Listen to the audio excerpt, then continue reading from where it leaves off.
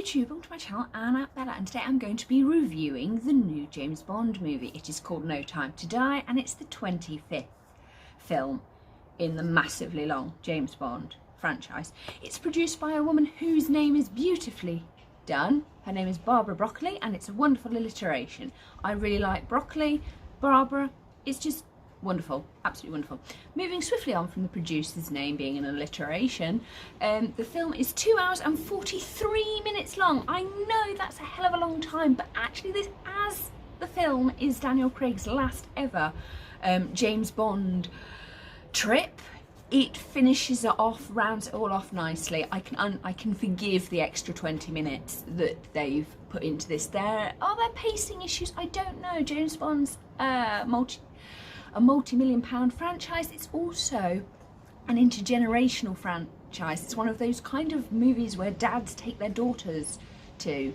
I don't know how that's happened, but it kind of has happened, and sons, and you can take your grandma and you can take your granddad and everybody will have a good time. Yeah, I don't quite know how that has happened, but that's what's happened with it.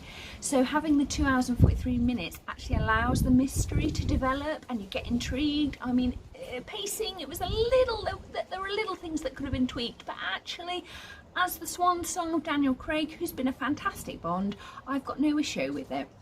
There were some great Bond villains. We had Rami Malek doing a wonderful turn slash villain slash victim. Brilliant, that's all I'm going to say about that. We had Blofeld returned, loved it, and a new villain, Cyclops, who has had some issue because of facial disformity, and I'm guessing that Rami Malek's villain also has got issues with facial disformity. But see, this is the thing, Ian Fleming's world was set during World War II and facial disfigurement happened, and it did scare people. There is that.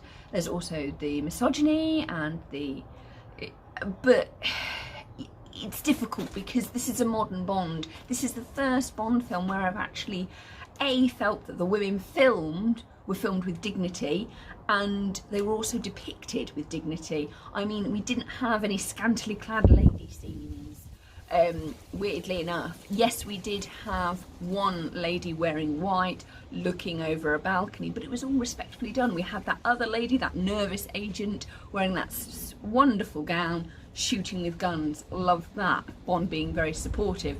We also had the new 007 Naomi, played spectacularly. It was absolutely spectacular portrayal, with dignity, being played by a woman. But you could also argue that some of the women that were taken on were actually doing roles that James Bond, Daniel Craig, could no longer do.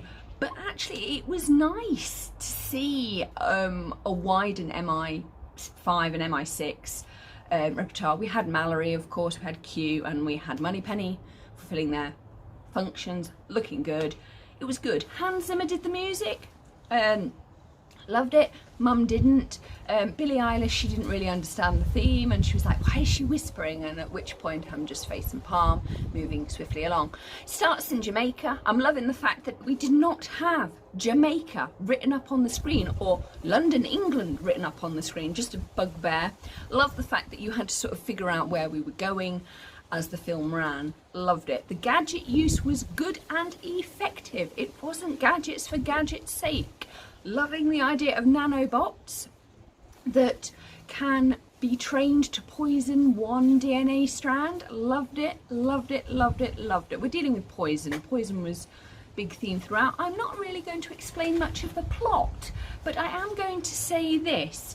It's weird going to see a Bond film and it actually containing a child, but it's interesting that they dress said child in blue, which is a colour that Daniel Craig's Bond has actually been put in to emphasise his eye colour, and that's all I'm going to say about that, because I really don't want to give very many spoilers. The plot is excellent, it sums everything up, it actually rounds off Daniel Craig's Bond perfectly, and it actually allows for the next reboot to be its own thing and to possibly be brand new and regenerate the franchise, like Doctor Who, only this is James Bond. Loved it. Absolutely loved it. I thought the music was quite brutish. Mum didn't like it, but there you go, you can't please everybody.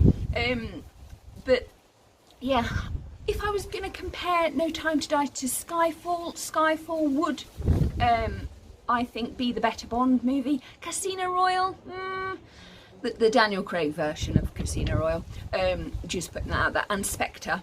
Yeah, for me it goes Skyfall, Spectre, then No Time to Die, to be absolutely honest.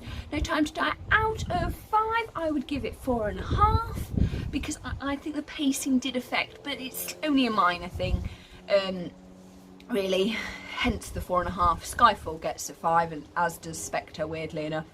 But I'm loving it. It had really good character development and resolution for a lot of people, from Mallory to Blofeld to Bond himself to even Q, because I'm loving the fact that we just had the casual reference. It was like, but my date's going to be here soon. Oh, but I guess this isn't a 9-to-5 job anyway. So I really loved that. Overall, that's my review of No Time to Die, the new James Bond movie. Check it out in your cinema. I went with mother and associated partner and everything was fine. Just wear a mask and make sure you pick a seat that isn't too near people. You'll be fine. Like, comment and subscribe, and stay safe wherever you are. Thank you.